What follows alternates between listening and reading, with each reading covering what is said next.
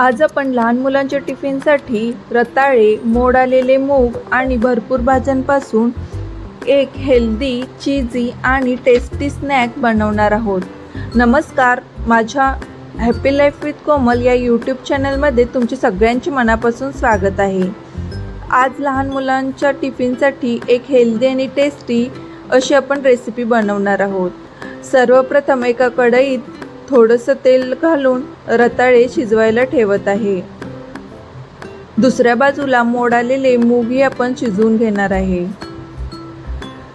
हे रताळे मी 10 ते 15 मिनिट बारीक गॅस करून शिजवून घेणार आहे. आता इथे मोड आलेले मूग मी 5 ते 10 मिनिट शिजवून घेत आहे. तुम्ही हे रताळे आणि मोड आलेले मूग स्टीम सुद्धा करून घेऊ शकता. हे शिजूस तोपर्यंत दुसरीकडे एका बाउलमध्ये बारीक चिरलेले गाजर, बारीक चिरलेला कांदा, बारीक चिरलेली सिमला मिरची आणि उकडलेले स्वीट कॉर्न घालत आहे. हे सगळं मिक्सरमध्ये बारीक करून घ्यायचे आहे. तुम्हाला आवडेल ती भाजी तुम्ही घालू शकता.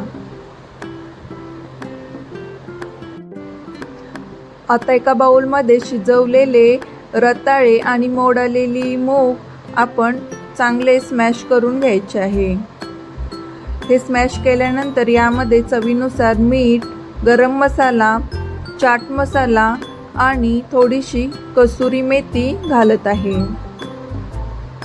हे सगळं घातल्यानंतर यामध्ये बारीक केलेले भाज्यांचे मिश्रण घालत आहे. आता हे सर्व मिश्रण आपण एकजीव करून घ्यायचे आहे. हे मिश्रण एकजीव केल्यानंतर हाताला थोडेसे तेल लावून याचे आपण छोटे छोटे गोळे तयार करून घ्यायचे आहे. गोळ्याच्या मध्यभागी थोडेसे चीज ठेवून ते व्यवस्थित बंद करून घ्यायचे आहे. तुम्ही ते कोणताही शेप देऊ शकता.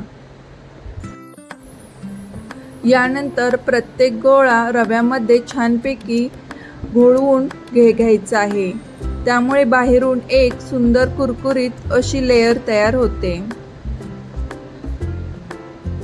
आता हे चीज बाईट्स गरम तव्यावर ठेवून मध्यम आचेवर सर्व बाजूंनी छान सोनेरी रंग येईपर्यंत भाजून घ्यायचे आहे.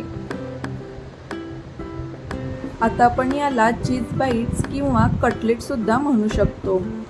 आता हे आपण गरम तव्यावर ठेवून मध्यम आचेवर सर्व बाजूंनी छान सोनेरी रंग येईपर्यंत भाजून घ्यायचे आहे.